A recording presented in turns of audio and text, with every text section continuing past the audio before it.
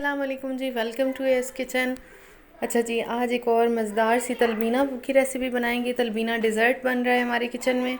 ये रेसिपी अपने इंग्रेडिएंट के लिहाज से बहुत ही रिच है, बहुत ही फ़ायदेमंद है। ठीक है, ये दलिया लिया था, इसके लिए जौ का दलिया लेना है हमने, और इसको तकरीबन हमने 2 से 3 घंटे आराम से इसे हमने भिगो के रख देना है। ठीक है, अक्सर ऐसी रेसिपीज़ बनानी हो तो मैंने रात को सोक कर देती हूँ। ठीक है, और ये भी मैंने इसी तरह किया था। अब हम इसका पानी निकालेंगे और हम इसे दूध में डालेंगे। ठीक है, ये तकरीबन 1.5 किलो दूध मैंने जो है कढ़ाई में ले लिया था, गर्म हो गया।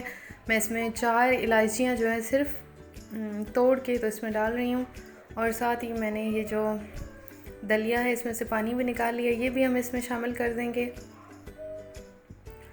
अच्छा, इसको दरमियानी आंच पे और तकरीबन 15 से 20 मिनट आराम से लग जाते हैं। ठीक है, इसको दरमियानी आंच पे हमने रख के छोड़ देना है। ये इसमें पकता रहेगा दूध में। ये इंग्रेडिएंट के लिहाज से बहुत रिच रेसिपी है, बहुत ही ज़्यादा मुफीद है, और स्पेशली जो लोग बीमारी से उठते हैं ना, जिसमें जो कमज़ोरी हो जाती है, उसको ख़त्म करने के लिए ये बहुत फ़ायदेमंद है।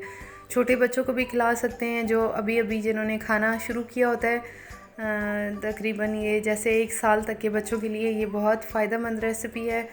आपको पता है कि जौ के दलिए में एक अपनी एक लेस सी होती है जो हड्डियों और जोड़ों के लिए बहुत फ़ायदेमंद होती है। अच्छा जी, ये बाकी के इंग्रेडिएंट्स हैं जो इसमें जाएंगे। इसमें 1 कप चीनी है, आधा कप शक्कर है, ये जायके के लिए मैं इस्तेमाल करूँगी। ठीक है, सफ़ेद तिल हैं, बादाम, काजू, खजूर, मेवा, अखरोट, और ये पिसा खोपरा है थोड़ा सा। सारे ड्राई फ्रूट को काट लेंगे, साथ साथ इसको चेक करते जाएंगे, चम्मच हिलाते रहेंगे ताकि ये नीचे लगे नहीं। वैसे नॉन स्टिक में लगता नहीं है, इसका ये फ़ायदा होता है अगर इसमें जब बनाया जाए तो। ये देखिए, आहिस्ता आहिस्ता ये गाढ़ा होना शुरू हो गया है।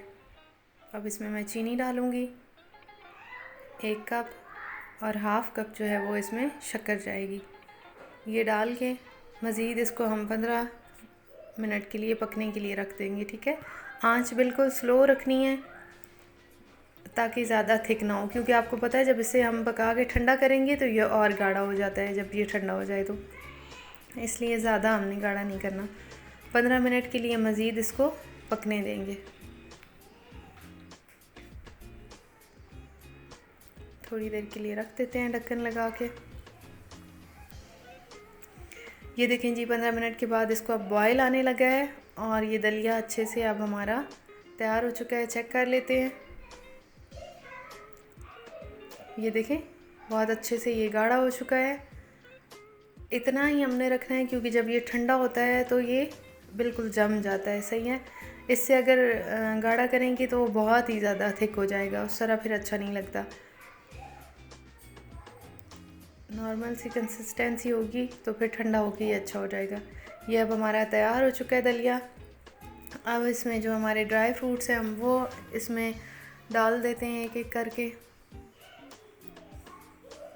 चलें जी, पहले डालेंगे ये सफ़ेद तिल, ये मैंने रोस्ट करे हुए थे, और साथ में जो दूसरे मैंने काटे हैं ड्राई फ्रूट्स काट लिए थे, ये भी इसमें शामिल कर देंगे। थोड़े से हम साइड पे कर लेंगे, जिनको हमने ऊपर डालना होगा लास्ट में।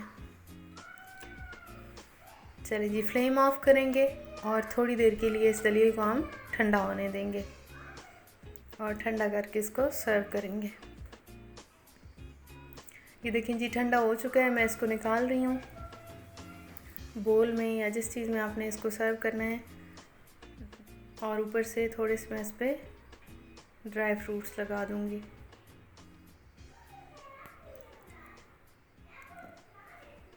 ये देखें जी, ये मेरा तलबीना की जो रेसिपी है ये कंप्लीट है। बनाइएगा, और वीडियो अच्छी लगे तो लाइक ज़रूर करिएगा।